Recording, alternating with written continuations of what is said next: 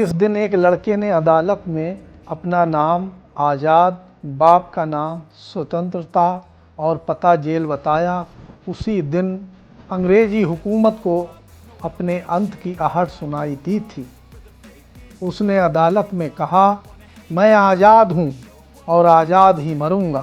यह सिर्फ क्रांतिकारी की हुंकार नहीं थी, बल्कि एक युग की परिभाषा थी। और उस युग के सबसे प्रखर चेहरे थे चंद्रशेखर आज़ाद। जब जब आज़ादी की बात होगी, चंद्रशेखर आज़ाद का नाम गर्व से लिया जाएगा। उनके भीतर जो ज्वाला थी वह जन्मी थी 1919 के जलियांवाला बाग हत्याकांड से। उस घटना ने एक मासूम बालक के भीतर की मासूमियत को खामोशी से विद्रोह में बदल दिया। सिर्फ 15 साल की उम्र थी जब उन्हें पहली बार गिरफ्तार किया गया। अदालत में जब जज ने नाम पूछा तो बोले आज़ाद, पिता का नाम स्वतंत्रता और पता जेल। यह बात सुनकर पूरा कोर्ट सन्न रह गया। यह नाम नहीं बल्कि एक घोषणा थी कि अब कोई भी जंजीर उन्हें जकड़ नहीं सकती। गांधी के असहयोग आंदोलन से प्रभावित होकर वो उससे जुड़े थे, लेकिन जब 1922 में यह आंदोलन वापस लिया गया तो उनका मोह भंग हो चुका।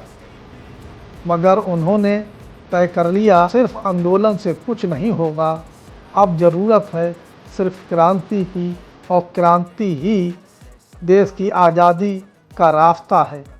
वो क्रांति उन्हें लेकर आई हिंदुस्तान सोशलिस्ट रिपब्लिकन एसोसिएशन यानी HSRA तक। यहाँ उनकी मुलाकात हुई भगत सिंह, सुखदेव और राजगुरु से। इन जैसे ज्वालामुखी युवा क्रांतिकारियों से इन युवाओं ने मिलकर एक लक्ष्य तय किया कि ब्रिटिश साम्राज्य को उखाड़ फेंकना है और एक समाजवादी भारत की नींव रखना। लाहौर में 1928 में पुलिस अफसर सॉन्डर्स की हत्या की गई। ये वही सॉन्डर्स था जिसकी लाठी चार्ज से लाला लाजपत राय की जान चली गई।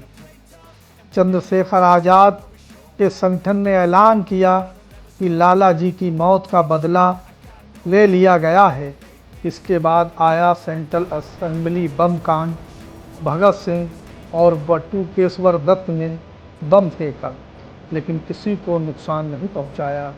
यह बम एक संदेश था अंग्रेज़ों को और भारतीयों को कि अब चुप्पी नहीं, प्रतिरोध होगा।